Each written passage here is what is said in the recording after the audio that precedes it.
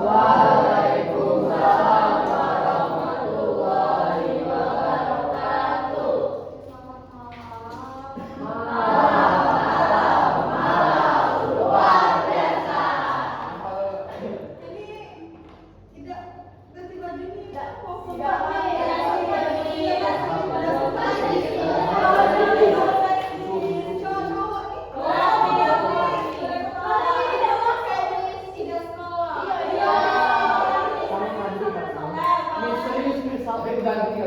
sakit demi les.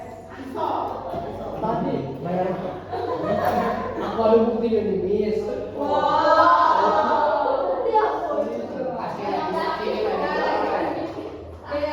Jadi sudah masuk semua nih? Sudah ya. Jadi hari ini kita belajar sejarah yang mengenai kolonialisme dan perlawanan bangsa Indonesia. Mungkin di sekolahnya sudah mulai belajar ya. Tapi di sini kita mulai pertemuan pertama, jadi menyesuaikan. Oke, jadi untuk hari ini kita belajar mengenai keterkaitan interkoneksi antara peristiwa sejarah global lewat jalur upah dengan situasi regional dan nasional di Indonesia. Jadi maksud dari keterkaitan interkoneksi ini bagaimana ya hubungan dari jalur rempah ya yang ada di bangsa Barat itu sampai ke Indonesia. Ya apa kaitannya, apa yang dicari oleh bangsa Barat ya pada saat itu sampai akhirnya mereka kok bisa sampai ke Indonesia ya. Nah, untuk yang pertama itu kita bahas dulu mengenai jalur rempah.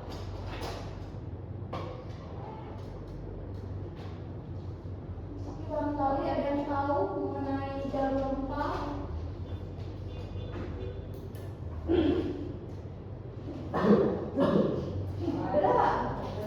Ada yang tahu apa itu jalur rempah? Jalur perdagangan rempah-rempah yang didagang. Oke, yang lain jalur rempah. Tidak tahu apa? Jalur rempah. Kalau rempah-rempah sudah pasti tahu kan? Ya, rempah-rempah apa? Jenis rempah-rempah. Kayu manis. Oke, ini apa boy?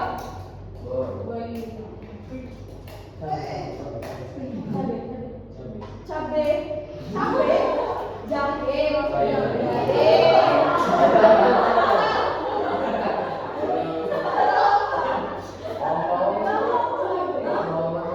Bombolan, lengkap berasa keji.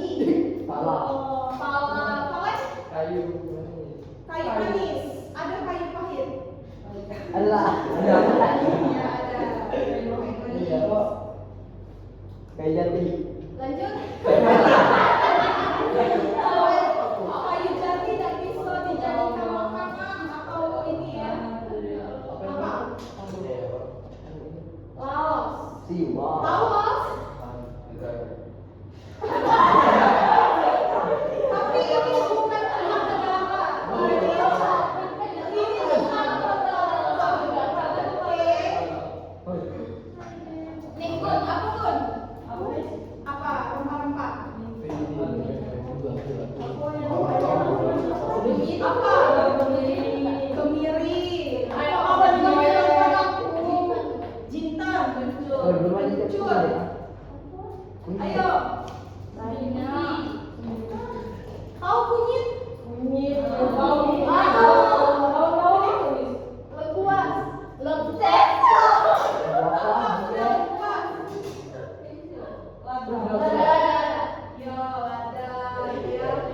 Ada ketumbar merica itu sejenis ya, tapi ketumbar itu warnanya agak gelap. Pernah nggak lihat ketumbar?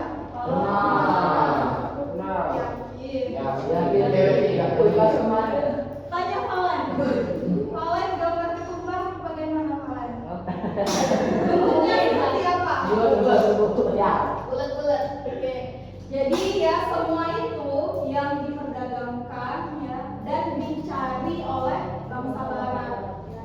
Nah untuk di wilayah Indonesia rempah-rempah itu banyak wilayah bagian timur. Wilayah bagian timur itu sebelah mana wilayah timur? Ayo. Timur kanan. Kanan. Kanan. Situ. Timur tenggara, utara barat. Sebelah timur. Sebelah barat. Situ Bang. Barat situ. Ya. Jadi Sumatera di sini ya. Sumatera. Wilayah timur sebelah sana. Salah satunya apa wilayah timur? Timur Leste.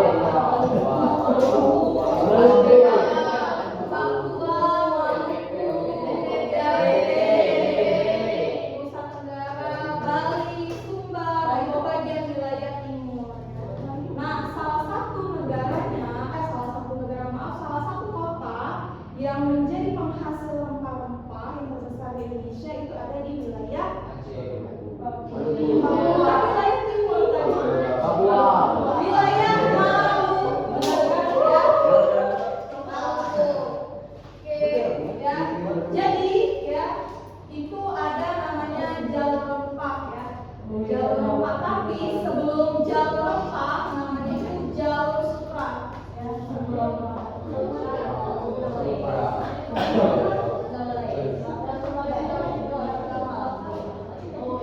Oke, jalur sutra. Kenapa disebut jalur sutra? Ya, karena dulunya itu komoditasnya sutra. Sutra itu dibuat jadi apa sih?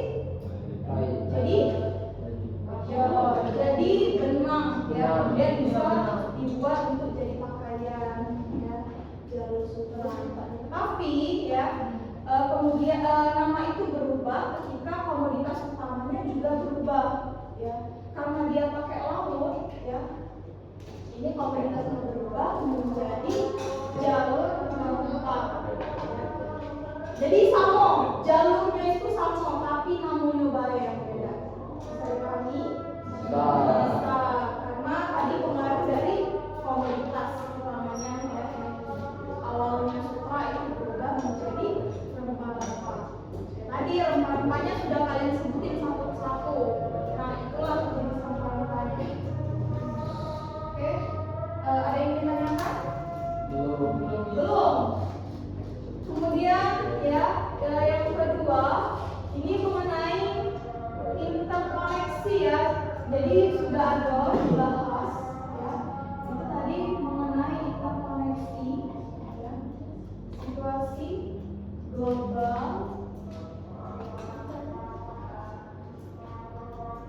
dengan Indonesia. Dengan Indonesia. Jadi ya, yang namanya keterhubungan itu pasti ada kaitannya satu persatu. Nah, namanya itu dikenal dengan melting pot. Melting pot. Ada yang pernah dengar istilah melting pot? Melting pot. Melting pot ini pertemuan antara beberapa kebudayaan yang ada di Indonesia. Nah, kebudayaan apa saja yang masuk di Indonesia setelah adanya kolonialisme? Ada Spanyol, ada lagi? Portugis. Netherlands itu apa? Netherlands. Ya, Belanda. Kemudian Inggris. Kemudian ada lagi. Kita bahas kolonialisme dulu, bangsa Barat. Ada ya Tiongkok ya, yang pada eranya ada Arab pada saat itu ya. Ada berapa? 2, 3, 4, 5, 6. Ada lagi? Arab, Inggris, Belanda, Portugis, Spanyol. Nah, jadi dari inilah yang memunculkan ya bahasa-bahasa baru ya. Misalnya Spanyol itu banyak sekali bahasa-bahasanya yang ditimbulkan Ada juga Portugis. Musik keroncong, tahu musik keroncong? Oh. Nah, itu pengaruh dari datangnya Portugis. Ya. Nih, kita mengenal kata sepatu. Itu juga dari Portugis. Awalnya itu dari kata sapato. Tuh. Kalian di sini sekolah informal ya. Ada sekolah formal, informal. Ini merupakan dampak dari Belanda. Tuh. Bisa dipahami? Jadi melting pot ini titik kumpul ya, atau titik bertemunya beberapa kebudayaan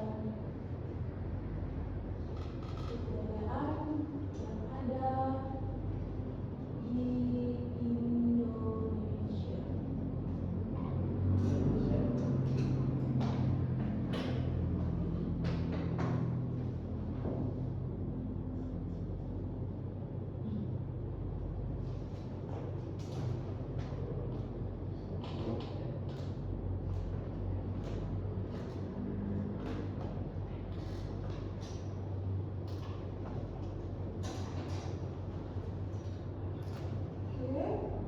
Dilanjutkan, kemudian pembahasan yang ketiga ini mengenai jatuhnya Konstantinopel ke tangan Turki Utsmani.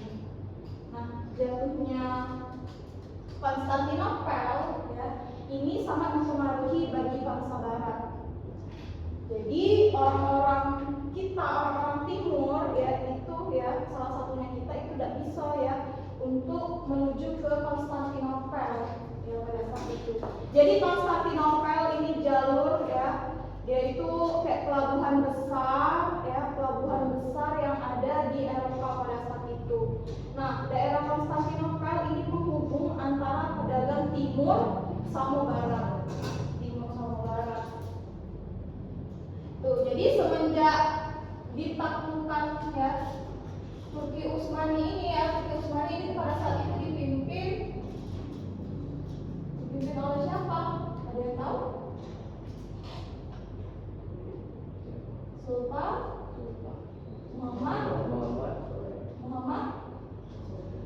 Saleh, Muhammad Al-Fatih ya, atau yang dikenal dengan Sultan Mehmed ya, Sultan Mehmed II. Kenal dengan Sultan Mehmed II. Dia menutup Konstantinopel ini ya. Sehingga dampaknya apa? Dampaknya apa? Harga rempah-rempah menjadi mahal ya. Menjadi mahal ya. Rempah-rempah itu ada tapi harganya mahal. Beda ya, dia tidak terbatas ya. Kemudian apa lagi dampaknya? Muncul jalur baru ya. Nanti kita pelajari mengenai jalur-jalur atau rute dari penjelajahan samudra yang dilakukan oleh Portugis, Spanyol, Belanda, Inggris. Kok bisa sih mereka itu sampai ke Indonesia? Nah, itu nanti kita pelajari.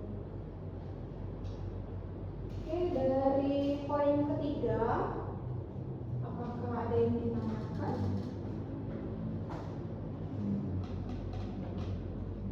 Ada pertanyaan? Belum. Jatuhnya Konstantinopel ke tangan Turki Utsmani tahun berapa? Tahun 1453 ya, tahun 1453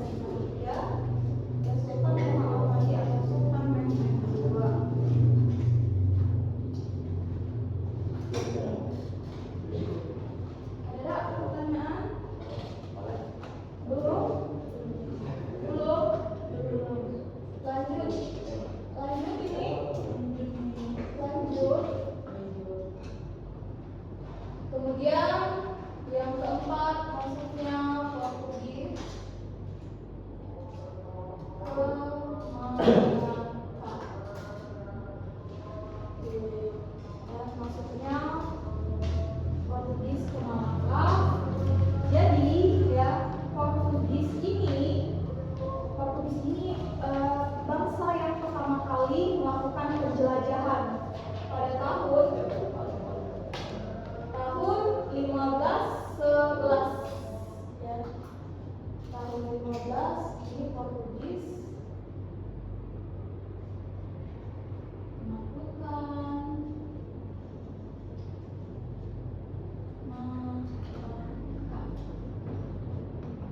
daerah Malaka tuh di mana sih? Malaka. Misalnya ini kawasan, nggak ini kawasan ASEAN misalnya. Sumatera ada di sini berarti ya. Ya, ini Jawa. Ini kecil. Sini apa di atas Jawa?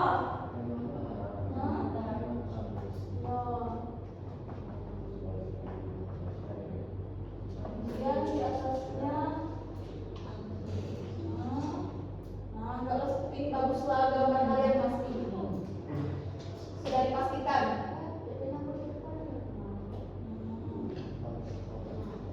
Yang berbentuk K ini Sulawesi. Ini daerah Kalimantan. Ini Sumatera. Ini Jawa.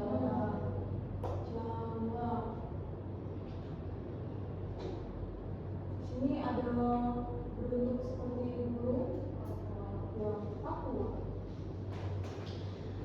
Ini merupakan gimana nih? Selat? Selat India. Selat Malaka. Ini selat Sunda. Ini selat Bali.